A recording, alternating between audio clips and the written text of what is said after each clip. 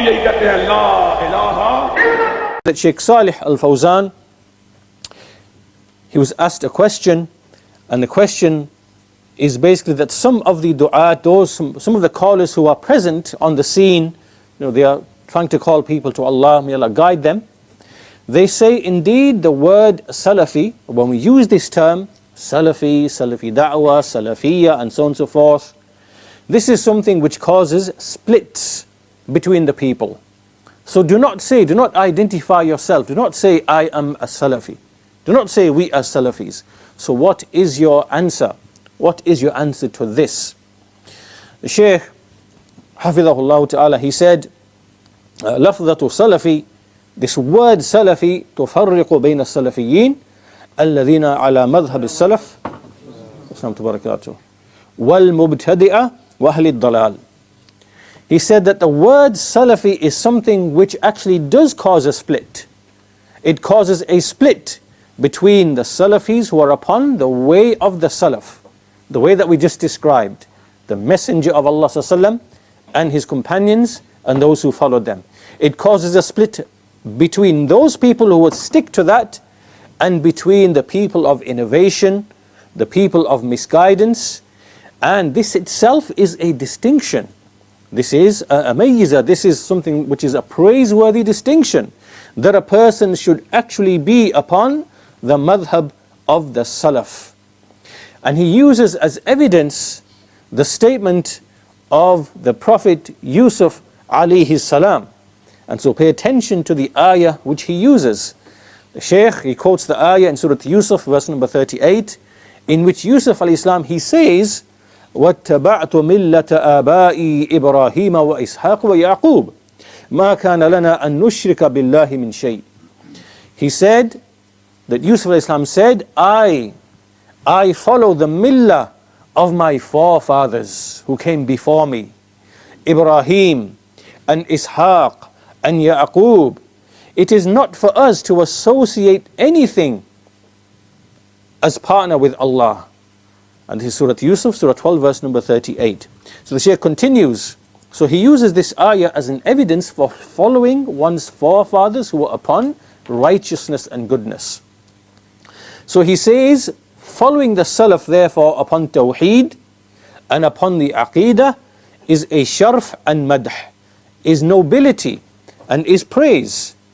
And so we boast, فَنَحْنُ نَفْتَخِرُ, we boast, and we ask Allah to make us upon the madhab of the Salaf. Think about this.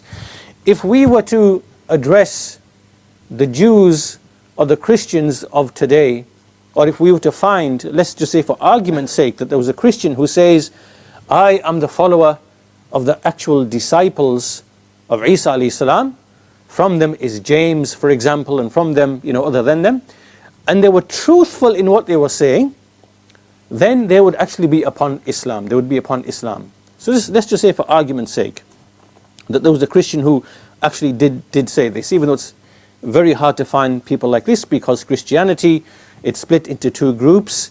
The first group were the original followers of Isa alayhi salam. So they were, if you like, Salafis of that time. They were the Salaf of that time. And after them came a group of people who didn't do what they said, and they did what they weren't commanded. And so essentially they innovated into the religion, and they created an altered, distorted religion. And that's what became known as Christianity as it is today. But for argument's sake, if there were people, it would be an honor for a Christian today to be truthfully following the actual disciples of Isa alayhi salam, just as it would be an honor for a Jew today if he was to be following the actual companions of Musa alayhi salam. Even though we know this is not possible, and the deen is muharraf and mubaddal, and that they have no obligation except to follow the Messenger Muhammad sallallahu alaihi wasallam. But the point being, in light of what the Shaykh has mentioned, we ourselves, we boast about this. We boast about this. We boast about this to other people, that we are followers of the Salaf. And likewise to the Jews and Christians, we say that we are followers of the companions of the Prophet Muhammad sallallahu alaihi wasallam, whereas we know that you are unable to follow the companions of those whom you claim to be following, whether it is Isa alayhi salam or whether it is Musa alayhi salam. So this is a tremendous quality. It is a sharaf and madh, as the Shaykh mentioned, and it is something that one can boast about if he is truthful in his claim. Right? And we shall come and address these issues later, that when we make this association has to be with ilm and amal. And it can't be on the basis, as we find with some of the jama'at and other than them, that their association with Salafiyah is for other objectives. It is not with ikhlas, it is not with sincerity, it is not genuinely seeking what the Salaf were upon. It is for other objectives, and inshallah if we have time we can address some of those jama'at and the firq.